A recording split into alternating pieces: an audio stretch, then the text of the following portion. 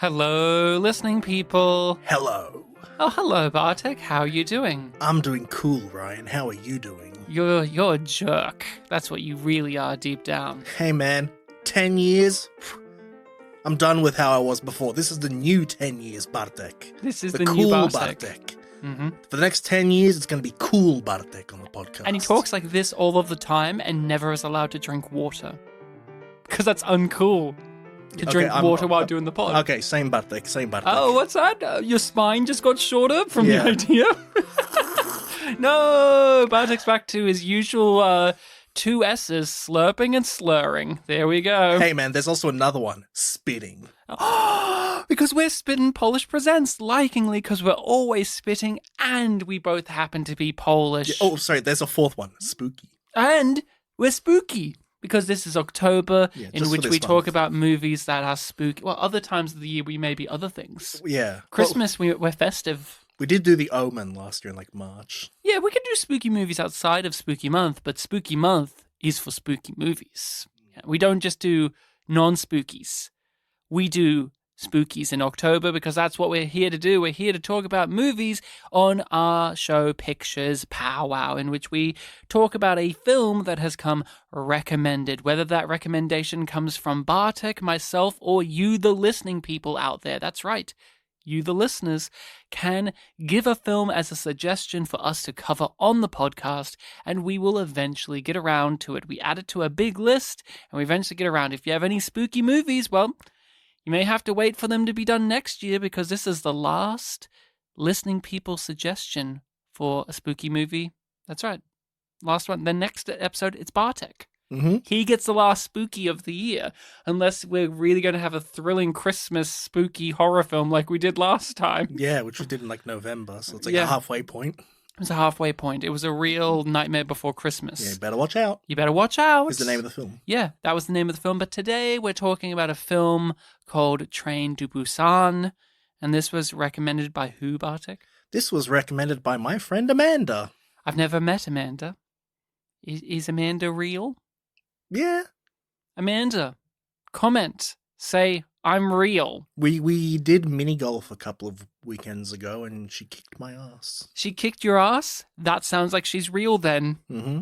A fake person would have lost to Bartek, but I've never seen Bartek win at a sport. I can beat any fake person at mini golf. Yeah, but that's what yeah. Name one fake person who could beat me. Exactly. They have to be fake people for you to beat them. But if they're real, then they beat you. That's the logic.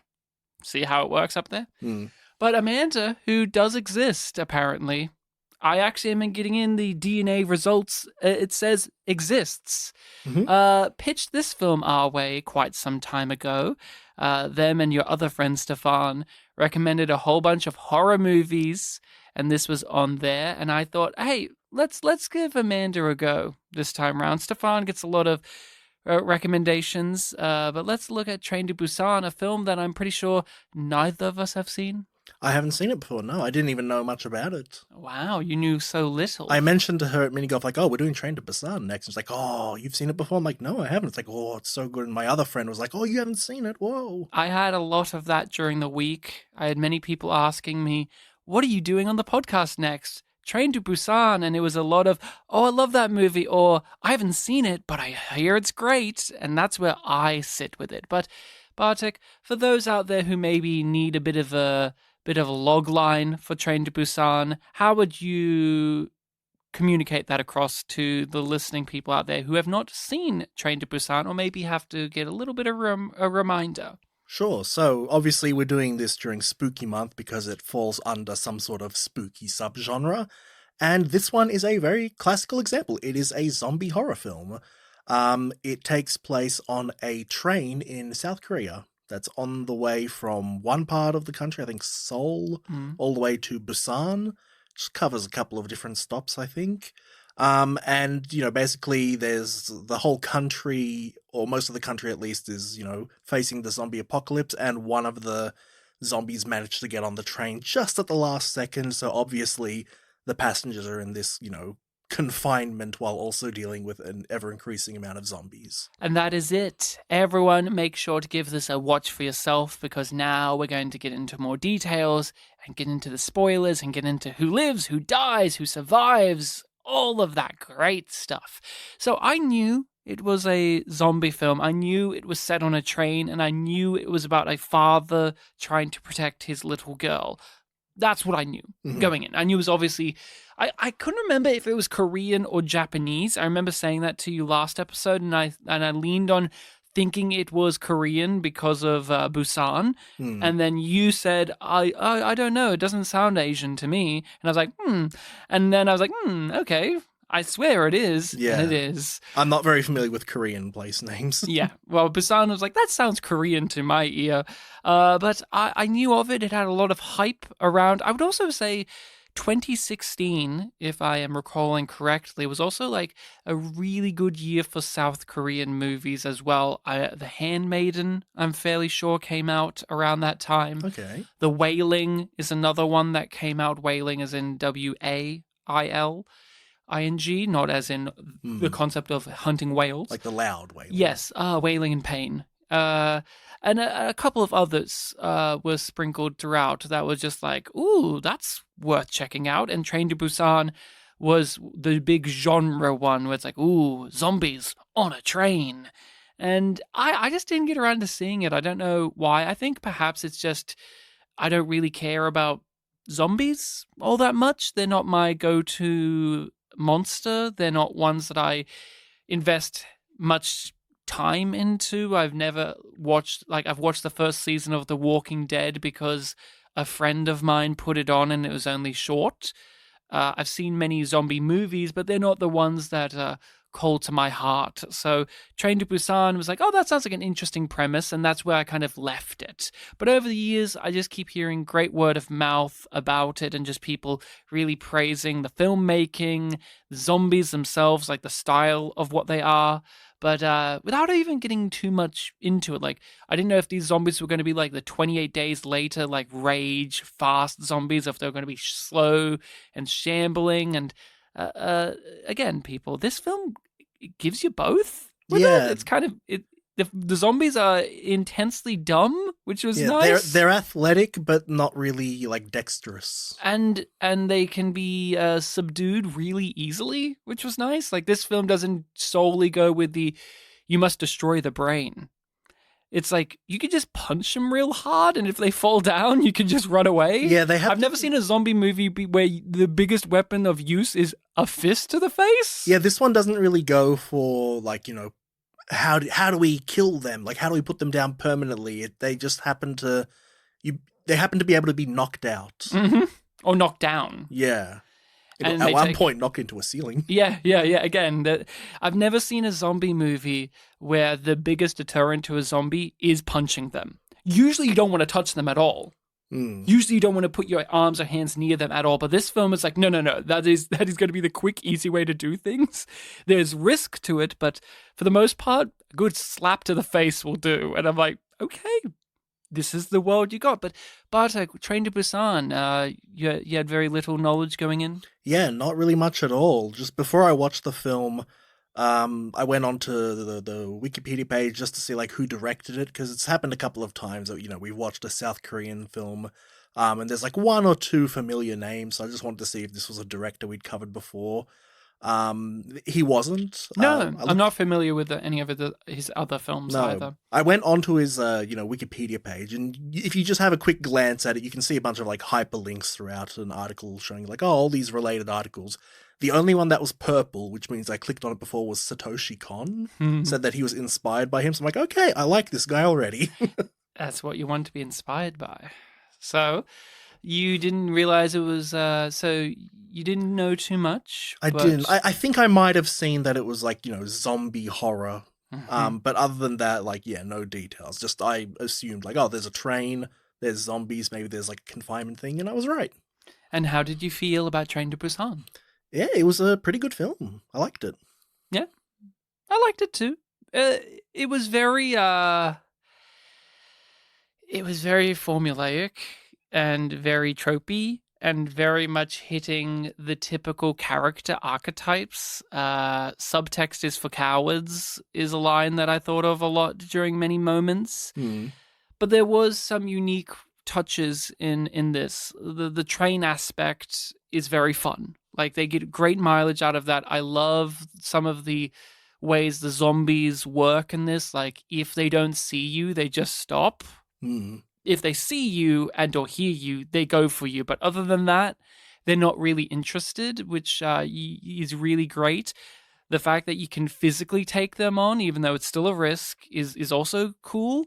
There were some characters that I really loved. I really loved the husband character with his pregnant wife. Oh, yeah, he was great. He's everyone's favorite, I can assume that. I like the evil, slimy, self-interested businessman guy that fucks everything up. I liked him. But overall, like, I was hoping for more in terms of just zombie tropes and just horror tropes. Like, this fell into a lot of pitfalls of things that I don't care for. Like, there was really one moment that stood out to me that I just went, oh, come on, which is when one of the main characters dies by the fact that his somewhat girlfriend gets infected, and then this character just gives up and just sits there crying, holding her, and then gets killed. And I just threw my hands up in the end and said, after everything you've been through, yeah, I didn't believe that. And that's just one of those, this happens in you got to hack down the cast in a certain way. And that was the one bit in the movie that I just can point to right now and say, like, that's one of those zombie tropes or horror cliche things that just is like, it rubbed me up the wrong way. It was a moment that fit like the kind of genres that they were going for, like the confinement survival kind of films where,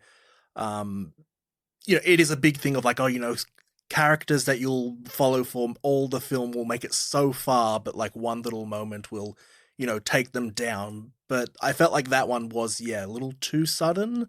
I guess even the lead up to that, where it's like the businessman runs in, throws her down. Like, obviously that's in character for him. Oh yeah, I didn't doubt that. Yeah. Yeah, but it was just really quick.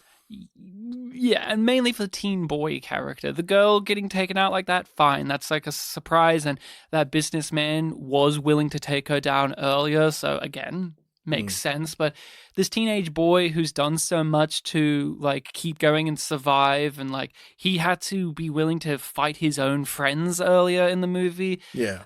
It was just one of those things where I just rolled my eyes and went, okay, we're doing this.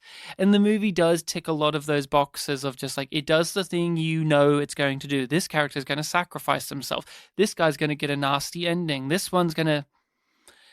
as soon as we met the husband character, I'm like, well, he's dead because he's the most likable person in the film, and obviously they're going to rip your heart out with killing. Yeah, or he's like taken down. He's like rough, but kind of lovable. Yeah, he is the epitome of the lovable giant type guy. And all of the characters who survive are like the innocent characters. Oh yeah, yes. You mean woman and girl? A pregnant woman and girl. They narrowly survive. Thank goodness the girl there was singing. Child girl, we should say. Child girl, not fetus. Not cheerleader girl. Not cheerleader girl. Yes, I guess the fetus does survive too. Yeah, the fetus survives too. Sleepy. That was the name of the fetus. I do believe.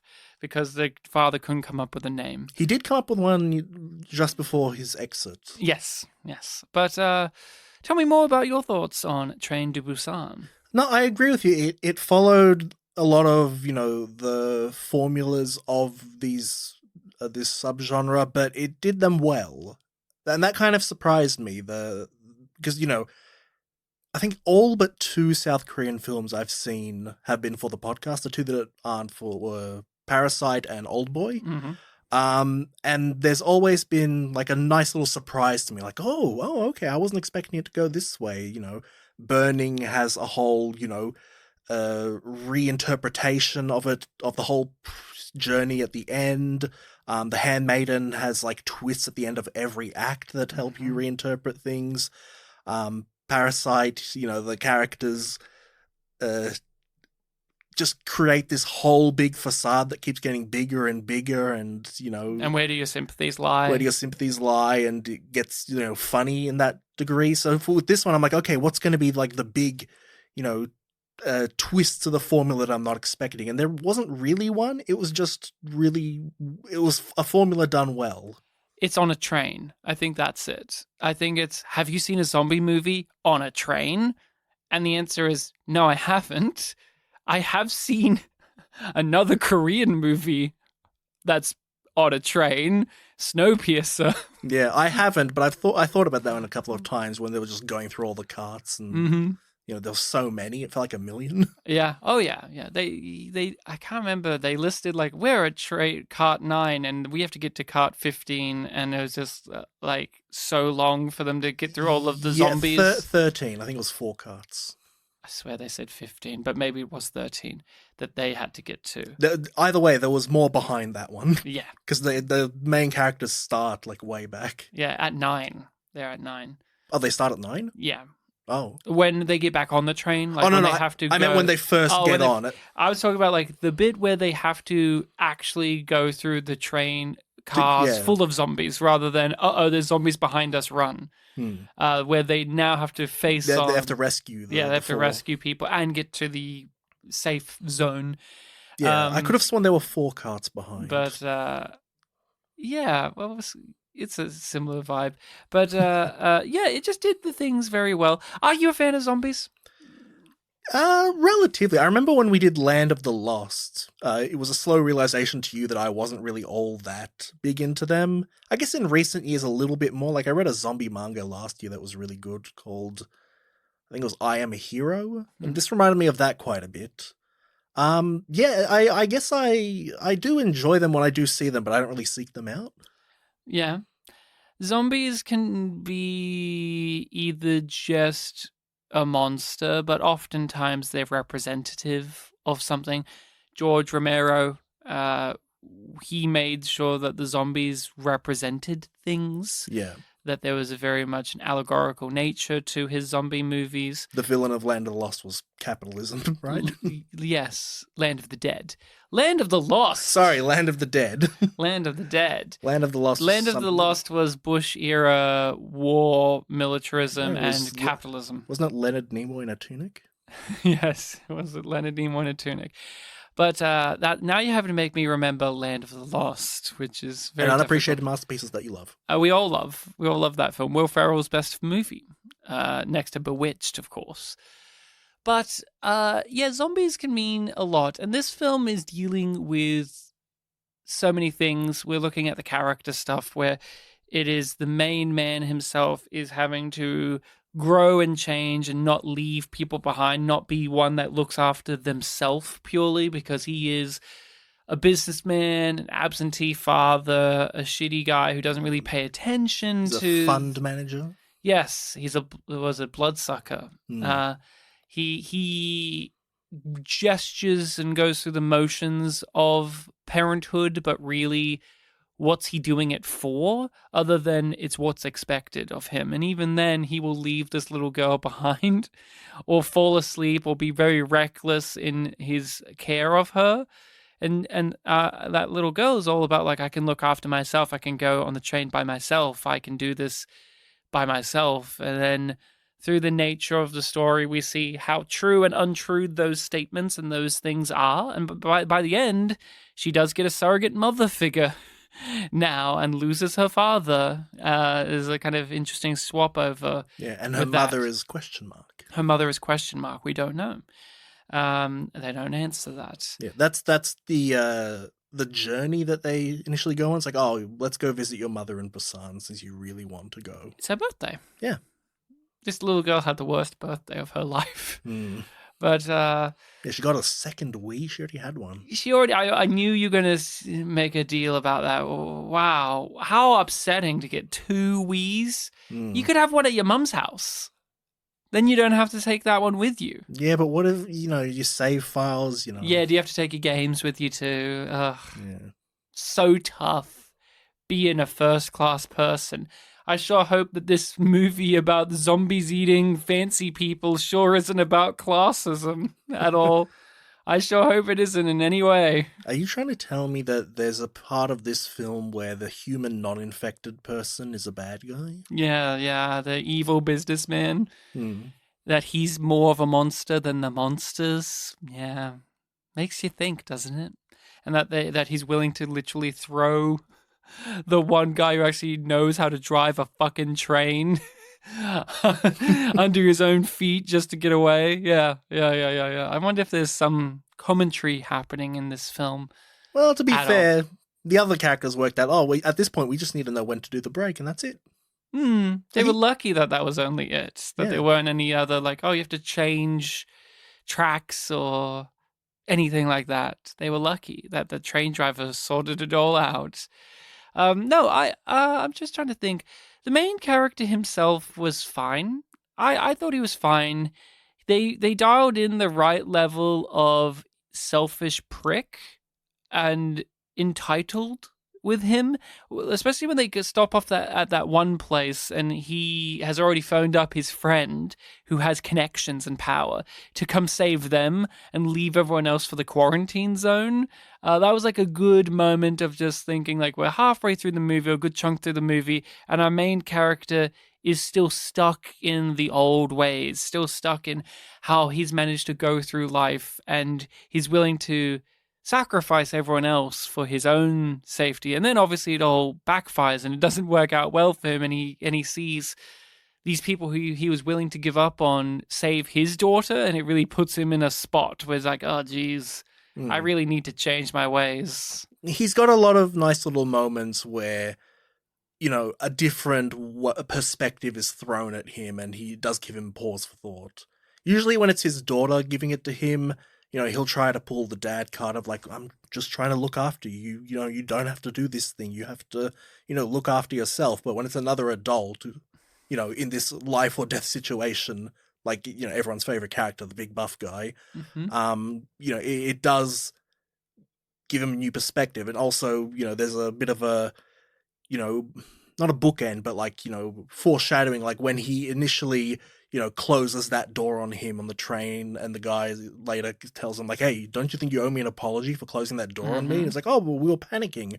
Later on, he gets into the exact same situation with like, they're infected, that's why we tried to close it on you. The evil businessman is the epitome of the main character's psyche if it followed that extreme, if it just kept going into the I must look after myself above all else. Yeah. And then the husband character is the extreme opposite of like the, empathetic side of himself. So you have these two characters, that are on the opposite ends of morality that he is seeing play out. Like literally he's in between them. Yeah. In the carriage, while one sacrificing himself, the other's hiding and being a coward and stopping them from being saved. So a great visual and a great way of tying in that claustrophobic train, aesthetic and setting to further hammer in on the character work of this movie. Because this movie, it has exhilarating action and funny scenes and all that, but it's really about this father learning to be a better man. There is a scale of businessman to, that husband character, and the main character is, teetering between the two. That's his journey throughout the film. Where does he end up? Because what I really appreciated too, even in the last moments of like the businessman, for the most part, not always, but this film was nuanced with the characters. They weren't as black and white, stock standard cartoon characters. The businessman, like throughout several moments, even during like his shittiest moments, had a point. You could understand what his point was, but then obviously he's gone too far. He's so much of a weasel. He makes excuses, but the fear is real. Yes, and even at the end, like again, he's driven by that fear. He's like begging them to help him, and he can't believe that he's been infected. This can't have happened to him. And he has a motivation that like mirrors the little girl, where it's like, I would need to go see my mum in Busan. So there's a lot of thought put in, and to think, in any other film, a character as deplorable as him, you're rooting for him to die. You're rooting for him to be, chomped on.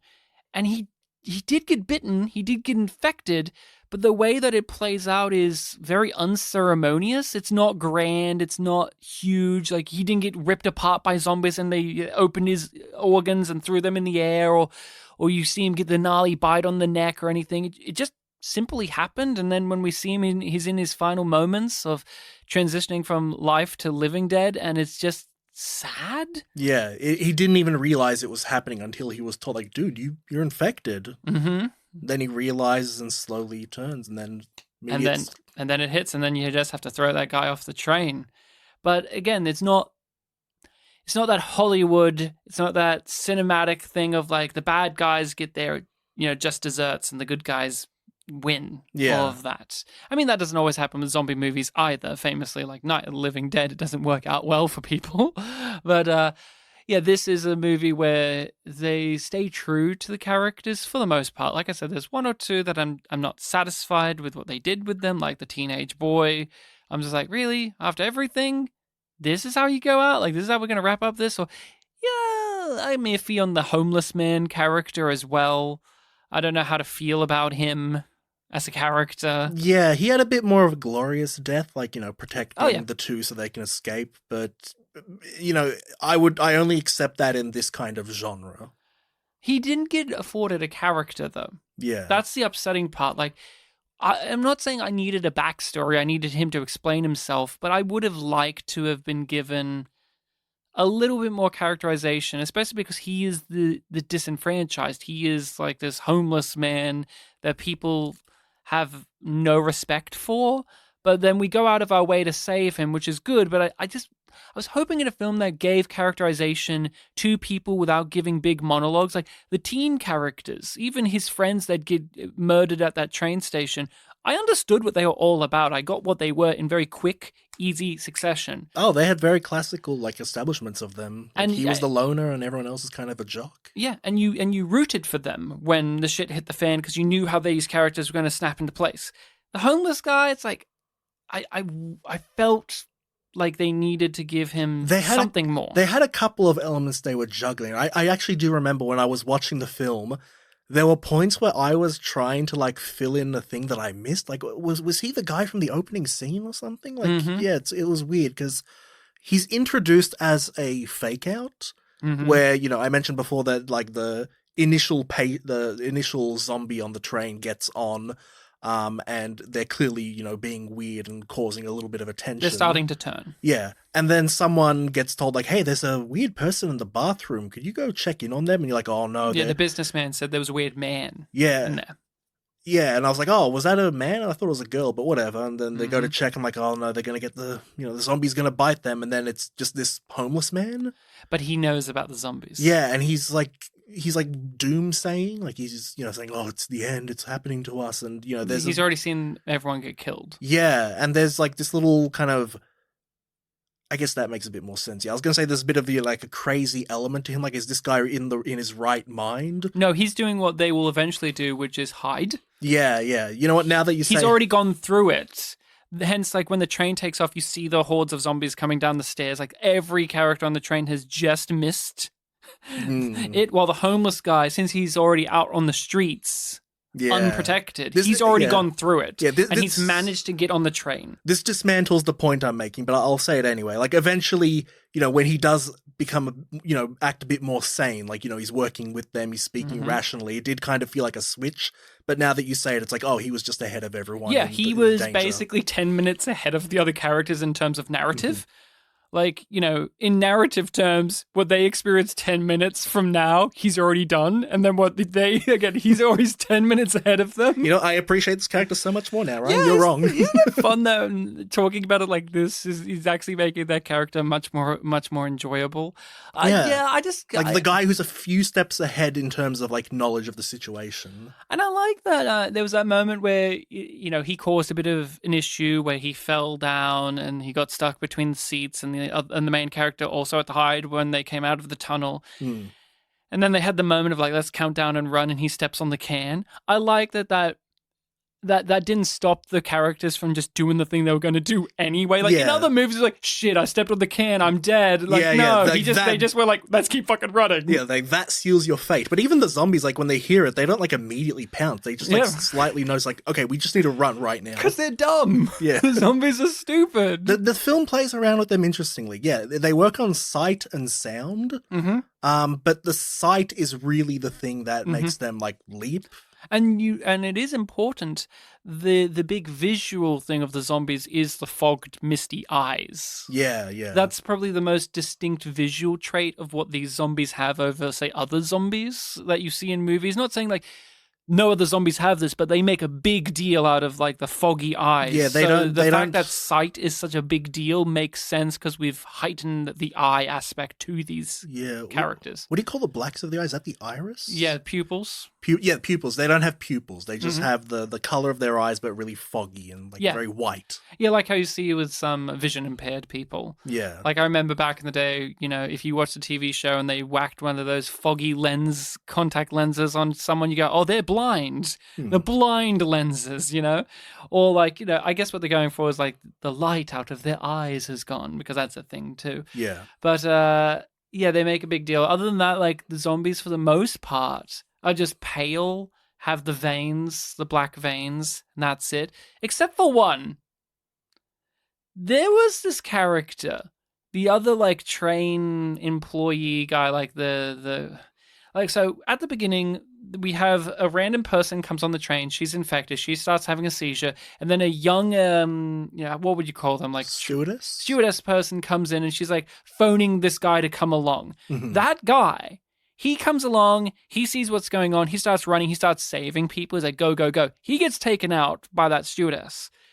When he comes up, she bit him on the neck, but when he comes up, he has like a full, like, bloated up zombie face, and no one else in the movie has such an exaggerated, over-the-top zombie face. But I noticed it because I said to my wife, Rachel, when we were watching it, she didn't fuck him up that badly. But when he gets up, he has like a fully, like, prosthetic face thing going on. Yeah. And we never really notice him again. We notice her more. Because, you know, the aesthetic of the young, pretty little Korean woman with the blue jacket and the scarf that they made a big deal out of, like, putting it on right. You see her several times, but I don't remember seeing him as often. But it was that thing of, like, when he turned, he had, like, a physical transformation much more than any other person in the movie. And it threw me off because I was expecting, like we did with Land of the Dead, when, you know, you get bitten, there's a bit of a physical transformation as well as just like what everyone else in this movie has of like going pale with the veins and the eyes. Like I was expecting like hulking out more, or like, you know, physical deformities coming about or whatever, but it didn't happen. I guess he's just allergic to zombies. Yeah, he's really allergic to whatever she eats. A great action scene was when they stopped off at that one train station and the military were there and they were all zombies. The main character's simply stopping that one zombie from biting by shoving a book in its mouth. And he's like held there for like a good solid few minutes dealing with that. And I was just like, thank you. Because I don't know about you, but I watch so many of these zombie movies or shows and there's just certain things that I go, why don't you do that? And they don't do that in things. This movie, more often than not, did have that internal like, why don't you do that? And then they do the thing. Yeah, the you know, when it comes to zombies, you tend to, you know, because they're so scary, you tend to think like, oh, if they get within like my personal space, like I'm completely fucked. I don't even want to touch them. I'll get like, you know, contact damage or something. But really, like, depending on the story, it's like you just got to worry about like the scratching you or biting you. This film seems like it was only bites. Yeah, so as long as you can keep their mouths away, you know, and hold them off. Otherwise, like, you will be fine from the infection. Depends where they infect you too. It seems like it takes quicker when it's obviously in the like arteries and stuff. So when the characters like learn more about the zombies and like actually are able to manipulate those circumstances, they get by all right. Especially we were talking earlier about like the rescue operation. And they do play around very minorly, but I thought it was very tastefully done.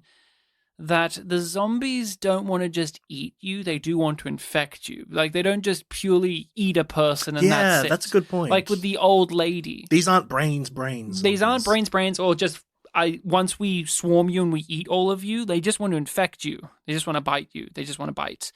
And so, like, that old lady that got stuck, like, that you know, didn't make it, she got swarmed, but then we saw her, she's just standing there normal, like, obviously infected, but, you know, she wasn't torn apart.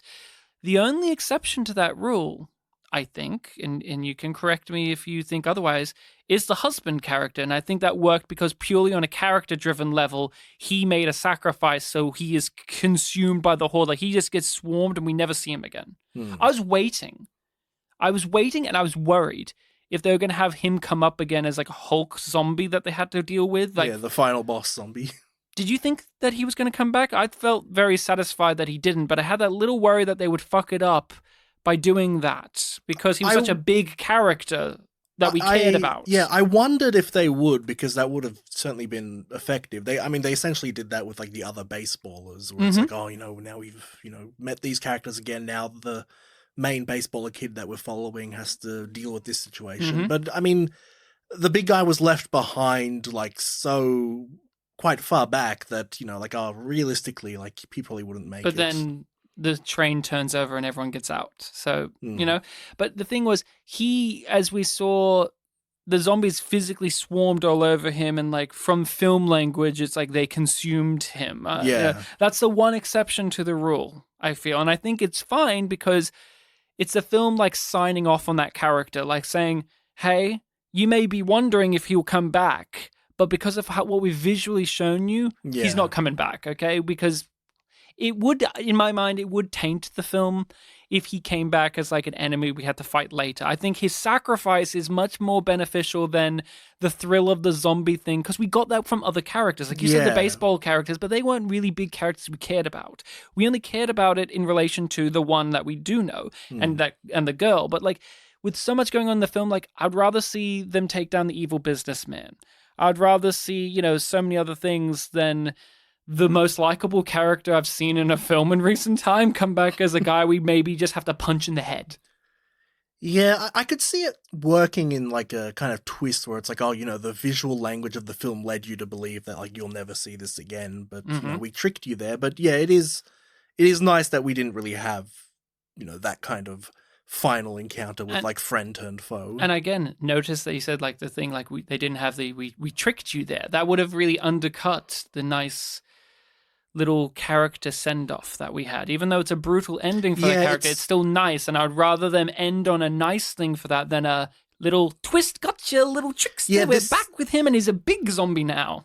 Yeah, I mentioned like going into this film, like I was expecting like, oh, South Korean films have, usually thrown twists at me in the few that I've seen, so maybe I was expecting it. But it is kind of nice that this one, wasn't really interested in that. Whenever there was like a sort of, twist or reveal, it's like, oh, this station's safe. Oh no, all of the military people are infected, and now we've got a huge scene where we need to get back on the train. Like that's the kind of surprises that this film goes for, like horrible, turns of events. And they kind of play with this more with the businessman too, but the infection rate taking over you snapping into a zombie is also something that changes depending the character. Like the big husband guy, we see his eyes change. We see them go the pale white, but he's still holding back all of the other zombies. And it was that moment where I was watching with my wife. I'm like, are they doing that thing where it's like he's fighting it even as a zombie? He's still doing the thing that he was meant to do. And we kind of get that hinted at, or at least play out a bit with our main character. Again, spoilers.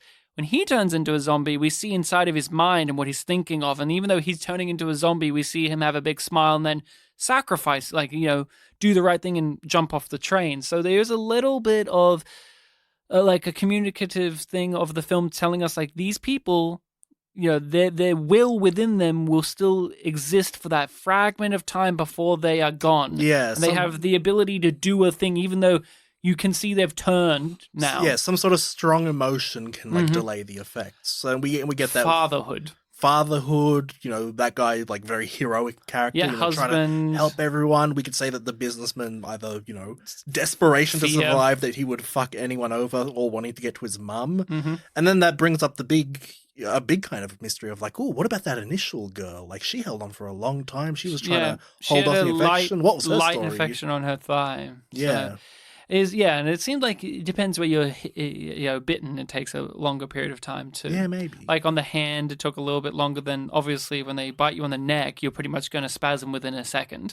The main guy was hand, right? Yeah, main guy was hand. So was the husband.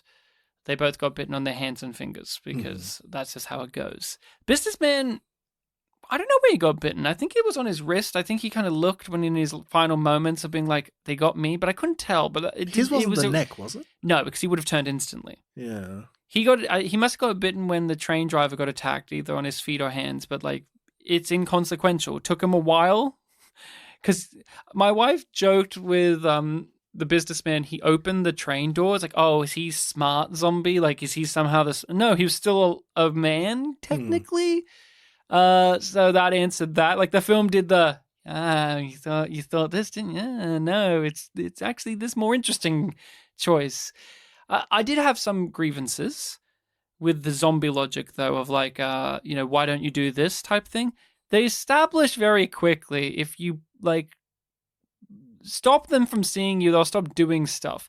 So many times they're just casually just standing around with the glass door there, and I'm just like, put a thing over it. You have options.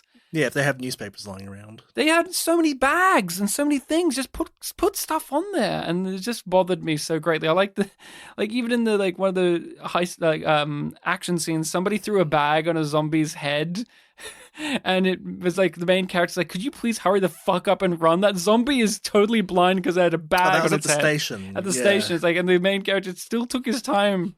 Like, come on, there's a bag on its head. You know the rules. You know the rules. I like it. Yeah, the guy's line was like, run, asshole, or something. Yep. Because that was his recurring thing, like calling him asshole or jerk. I liked when the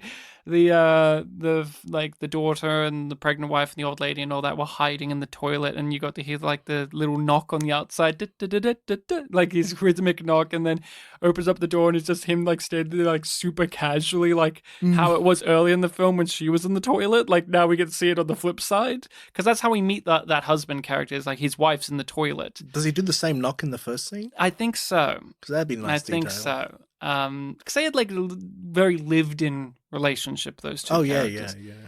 I was worried halfway through that character was just so good that I was questioning why weren't they the main character, because the main character was just so fine for the most part. Like, he gets better. He has an arc. You know he's having an arc. But I was just watching the movie. I'm like, man, I'd really like this baseball kid to be the main character, or this husband and his wife to be the main characters. Pretty much anyone other than this main businessman who's like, and I knew when watching it, I know he's going through that arc thingamabob, but just, man, all of these other characters have like color and shade to them that I really like. The baseball kid I could see. I think in these kind of stories, like the cool, capable character is too good to be the main character. No. I think you need to have like the flawed character. Well, he had flaws. The husband, he was a bit too much of a jokester, and he had no name for the daughter yet. But then he has an arc. Like he's not a flawless person, but he does. I like the implied nature that I don't know what you got from that character's background or not, but it just felt like from the way he was dressed to his fight moves and all of that, it just felt like, does this guy have like a crim past or like whatever? I don't know. Reformed thug or something. Yeah, he just the look of him, and he grew up on the streets or something. He grew up on the streets, yeah. Had to fight to survive. I've seen this actor in a few things, the husband guy. He's the only one I've seen in stuff. I looked through the cast and I was like, I'm surprised I haven't seen the main guy. He's in Squid Games, but I haven't watched it, so I can't speak to him in that. But the big guy, the husband, he's in the MCU somehow. I think I read the Eternals. Yeah, as Gilgamesh. So enjoy that. But I've never seen that. No one has.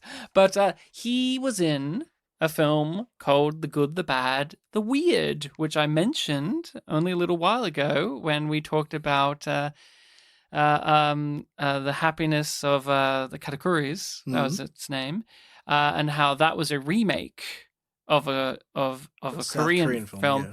That director of that South Korean movie made The Good, the Bad, and the Weird.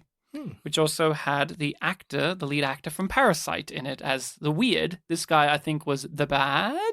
It's been a little while since I've watched it. But the baseball kid in this was in Parasite, right? Was he? Jeez, I must have missed that. Was he the son? I think he was the son. Oh, wow. Someone in this was the son, I'm pretty sure. There you go. But overall, enjoyable time. It was a nice little romp of a movie. Like, I would happily watch it again. Oh, you're right. He was the main guy in Parasite, so I was wrong. An Okja. There you go. I must have missed him I in completely my Strom. I completely forgot that until you just brought it up now. But anything else you want to say about Train to Busan? Um, I rem- I was being a bit of a jokester while watching the climax of this film because the little girl, multiple times throughout the film, it mentioned that she had this recital, Mm-hmm. in the backstory of the film that was for the father, and it didn't go well because the father wasn't there. He didn't attend. Yeah, it didn't attend it, and it got brought up a couple of times. So I was waiting for like, oh, it's got to come in somehow.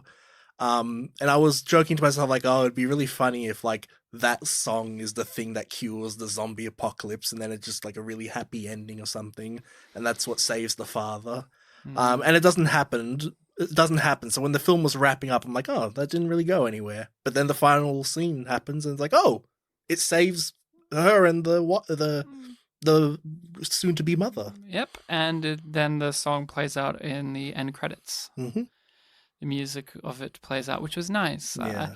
It's so funny because that was a part of the movie that I just completely like evaporated from my brain. So when it actually did come back around, I did have that genuine audience moment of like, hey, that came back. Yeah. I didn't pay attention to that thread as much.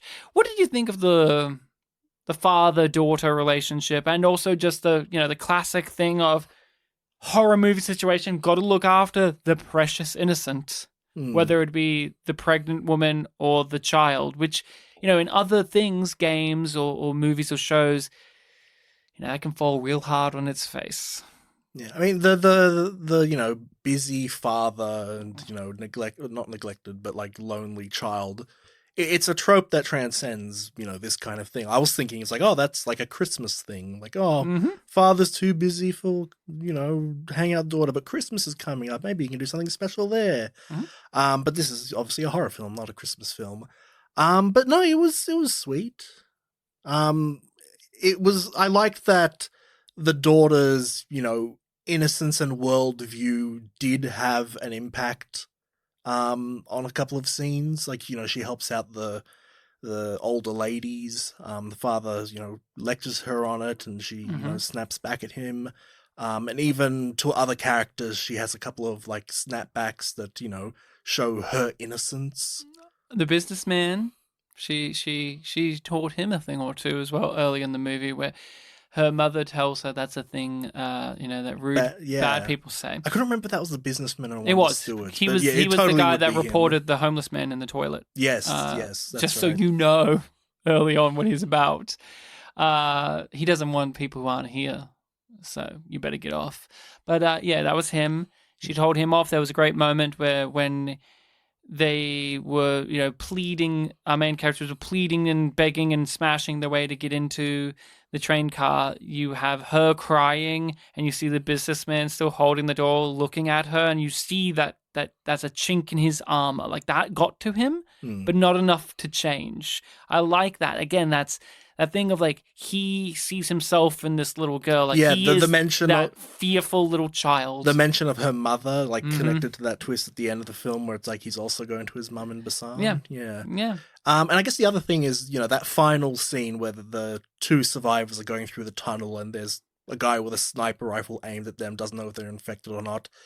It brings up the question of, a lot of horror films end badly where, despite how long they've survived, Freddy Krueger was alive still at the end, so he kills them, and, gives you that all for nothing kind of feeling. Like the end of Night of the Living Dead. Mm-hmm. Yep. So the zombie movie. Yeah. So you have this question here in this final scene, like, oh man, are we going to get this, or, are we going to get, some sort of levity in some way? And it was nice that, the song does come back. It shows them like, oh, these are survivors. These are still human people. And it shows that this girl's pureness, her kindness, she sings this song that she rehearsed for her dad, is what saves her in the end. Yeah, I didn't mind her character. She wasn't precocious. She didn't get herself into needless amounts of trouble.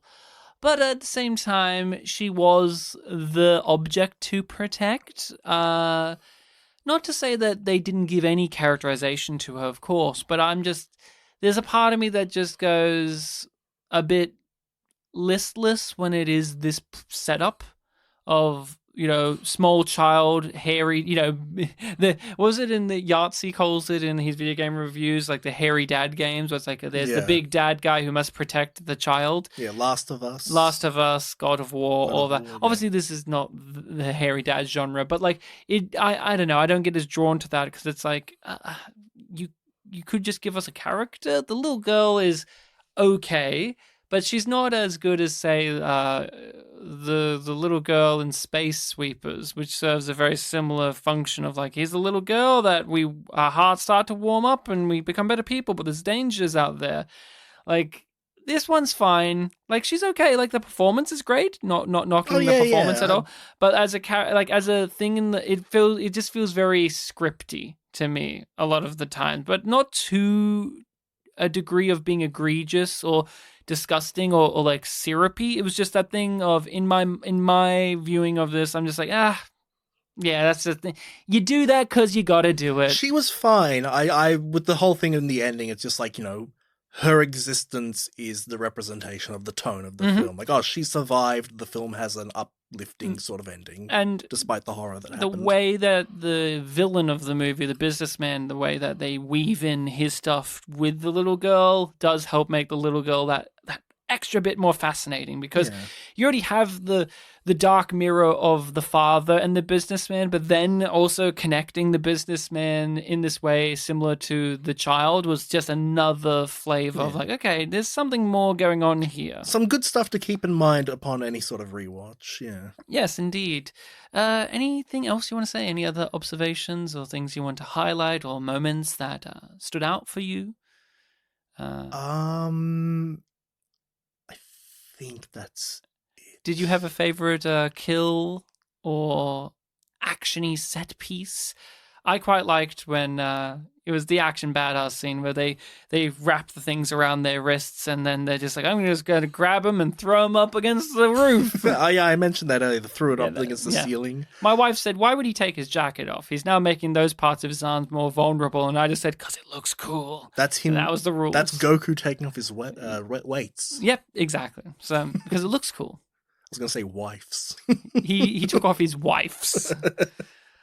She and she. Yeah, yes. That was a good one. I like the setup of that when they were, taking stuff off. They were just getting right into like bandaging themselves up. It's like no discussion. Like, yep. Yeah, the baseball kid started it. This is how we have to do it. Like, we're going to tape up. We're going to wrap around our hands. Even the main guy, who's not an action guy, is like, yeah, I'm going to do that too with my tie.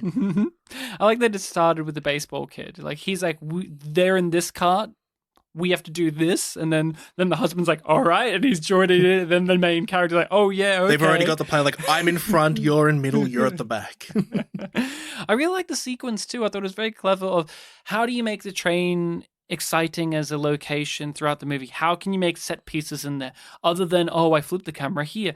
I really like the idea of the darkness and the tunnels and their timing the tunnels out, the use of sliding a phone and then ringing the phone because it has a tacky ringtone, so that will track them. But my favorite being knowing that this tunnel is going to take 2 minutes and we're going to have to crawl up to the top where we have the things where we put our bags, the luggage luggage racks, and we're going to climb through there and then get to the other side. And that was a great idea and executed brilliantly. It was I don't know if this counts as foreshadowing, but earlier when, the zombie outbreak was happening on the train, some zombies were up there, like, crawling. So I had that in my mind of like, oh yeah, we did see, someone technically, doing that earlier. Oh, yes. Like, now we can. But that is Train to Busan, a fascinating film. I wonder, just from your perspective as well, since we both missed out on this when it came out, we're coming to it almost 10 years later. What do you think about this movie being one that became such a phenomenon? Why do you think this is one that captured people's attention, especially outside of South Korea? Because, like, zombies weren't new then either. Like, we already were in a glut of zombie entertainment. But what do you think about this film stood out from everything else in the way that it did/has? I guess, and we've talked about this a little bit, but I've also heard it in some other places, that people describe some films that come from, quote unquote, foreign countries as being like really accessible. Mm-hmm. Like, oh, they see this for the first time and, all of a sudden it's like, oh, I actually want to see more from this country. Like I was reading trivia on, can't remember if it was IMDb or TV Tropes, but it mentioned that when this film showed in India, Indians really, really liked it. And a lot of like Indian people started opening themselves up to checking out more from South Korea. I read that Old Boy is another big example. It's like, oh, wow, I need to see more things from this country. So, Parasite winning Best Picture helps that too. Yeah, Parasite's a big one. And this was before Parasite. So, it's kind of, one of the earlier layers of, opening up this new market to people. I would also say, specifically with genre pieces, we all know, even if there's a tired quality to seeing another zombie thing or another superhero thing or another Western or another this or that, there is something exciting about another culture's take on it. Mm-hmm. Oh, what does a Soviet Western look like? Oh, what does an Asian zombie movie look like? Oh, what does an Indian, action film look like? These are the things that do grab people by the lapels and make them interested, as well as just like what you were saying about that accessibility. It's just like, okay, we know, Westerners know like how a lot of these things apparently, in quotations, go. But then here's another country or another person, another place with a different interpretation or different style on it. And you just go, okay, here we are. But I also think simplicity, zombies on train. It's a simple pitch, but it's not one that I've seen before.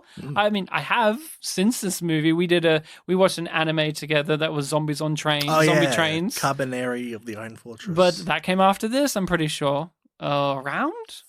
I think after, I'm not too sure. I'm pretty sure, but this is the one, if you asked anyone on the street, what's a zombie train, you're going to say Train to Busan.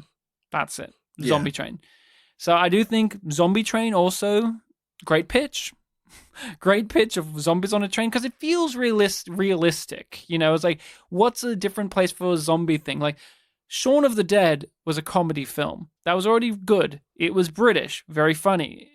But it was zombies and our main characters held up in a British pub. And great pitch. And it's very relatable. And it's like, okay, this is a different take on zombie stuff. And I think Train to Busan has that similar appeal of just like, you've caught a train. What happens if zombies were on that train? Yeah. Okay. It's a good spot for a confinement story too. Mm-hmm. Like on a nice, speedy... Was it a bullet? It wasn't a full bullet train, was it? It was just like one of their fast trains. I don't think... No, it wasn't a bullet train. But, because that's Japanese, right? Bullet trains. Shinkansen, yeah. But, that is Train to Busan. I recommend. I think it's a good time. I think it's a great pick for this time of year. It does have some eerie sequences, but it's also relatively light. And I didn't find it particularly gory either. Like, there's obviously ripping and tearing, but it wasn't like... I wouldn't say this film was gnarly. Like, there was no moments like, oh, that was pretty grisly. It was just quick, sudden burst of violence. That's it. It's not super body horror-y. No, not at all. Although there was that one guy, as you mentioned, who's allergic to whatever that stewardess ate. I really like the sequence where the main characters were on the train at the end, and you had all of the zombies holding on because one zombie had one hand. Yeah, thing, like and a long line of them. Yeah, they look like what are they called? Rat kings? Where when a bunch of rats have their the idea is a bunch of rats have their tails tangled together and they form like one rat king. It looked like a zombie version of that, with like all these bodies mixed and tangled together, and they're all holding on because one's holding on. Then when that one releases, they don't even like separate into a million like different individuals. They still stay as like one big horde that's stuck together. I haven't heard about that with rats, but there is some other, I think it was like bees or ants or something, like make a bridge of themselves into like a wasp nest or something. Nice.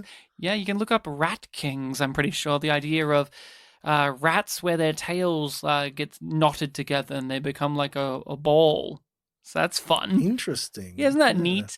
Is there a Rat King film that we can watch? Yeah. Well, there is a rat horror film out there that we could watch. What? But, No. But Bartek, maybe that's what you're recommending next. The rat horror film. Not rat, but it rhymes with rat.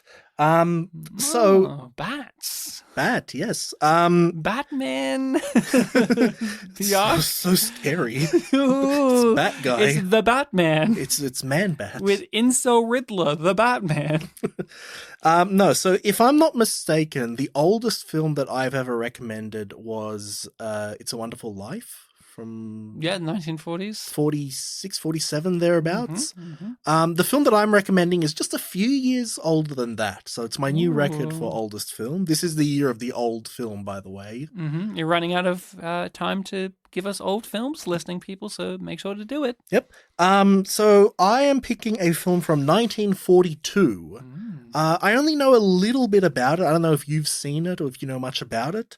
1942 American film Cat People. Cat People? Ooh, yeah, I know about Cat People. Have you seen it? I have seen it. Oh, I've you not have. seen the 80s one, which features the David Bowie song, which features in, which obviously features in the movie, but features in Quentin Tarantino's Inglourious Bastards in a very big number. So that's but I've seen the original, but I've never seen the remake of it. Isn't that fun? Well, I think a lot of people have seen the redo of it because it's newer and also because of all the David Bowie stuff. Well, then it's the opposite of To Be or Not to Be for us then. Yeah. Woo, Cat People. Everyone make sure to find a copy of that and make sure to watch it to be prepared for our discussion next week as we wrap out Spooky Month. Yeah. Aren't you getting teary-eyed? That comes every year. It's all right. Yeah. We haven't done 10 years of Spooky Month because we started later in Spooky Month and we didn't start with spooky movies. Yeah, so we started with Big Fat Liar and Thunderpants. The spookiest of movies. Yes, I'm scared. We started with the Paul Giamattis in the first Spooky Month. There is a Paul Giamatti horror film I have that I haven't whipped out, but he's like a special guest in it. Like, he's not a main actor. He just appears in like literally, I think, one scene, but it's the big scene of the movie. But and it's directed by Ridley Scott's son, this film. So there you go. But I'm pretty sure it's his son. But I've mentioned this before. There's a Paul Giamatti horror film out there where he shows up as like this one guy interrogating the villainess of the movie, and it's like the best way to describe it is like, did this character just go through a divorce right now, and he's bringing energy in from that because he's very angry for some reason. It's like, why did Paul do this? But you did not recommend a Paul Giamatti horror film. You recommended, well, maybe he's in it as one of the cat people. We don't know. Do you know how old Paul Giamatti is? That should have been on our 10-year anniversary discussion. Do you know how old Paul Giamatti is? I'm sure he's less than 83 years old.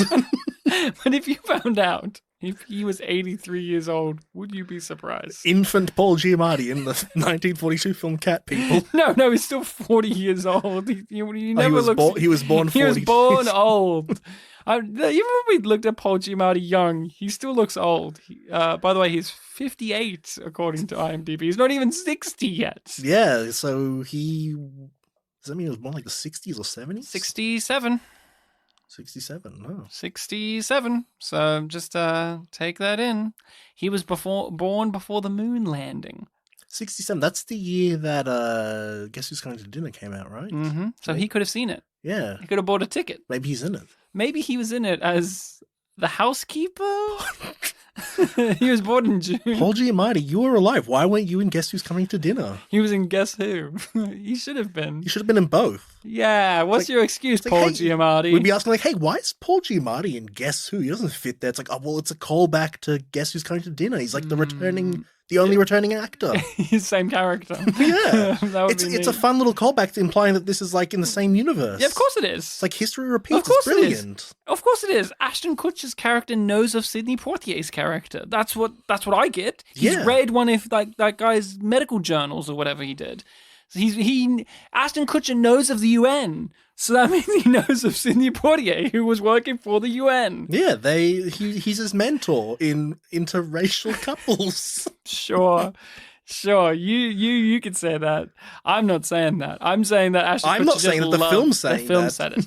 So everyone, thank you so much for listening to us ramble on about Inside Baseball, the lore of our podcast. We have been at this for 10 years now. We made an episode that came out fairly recently of us talking about that, so make sure to listen to that for more details.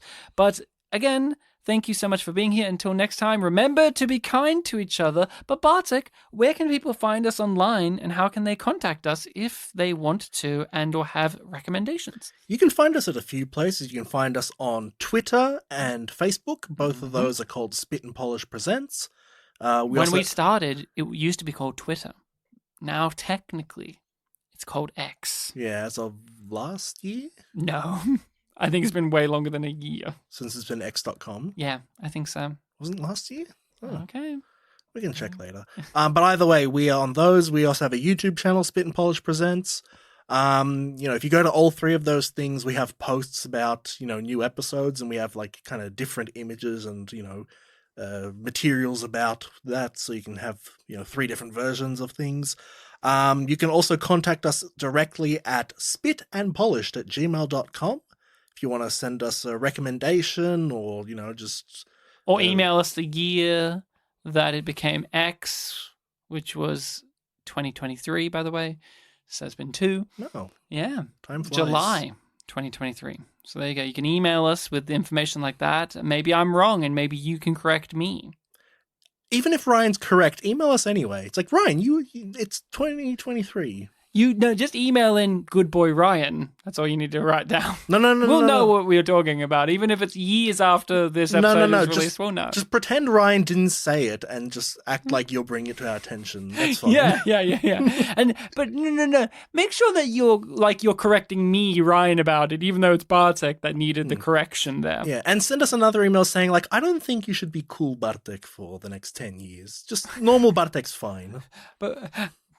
penned by Bartek's mother. Weirdly, that one will be that email. She just goes, "You don't need to be cool, Bartek. You're cool enough as it is. You're cool in my heart."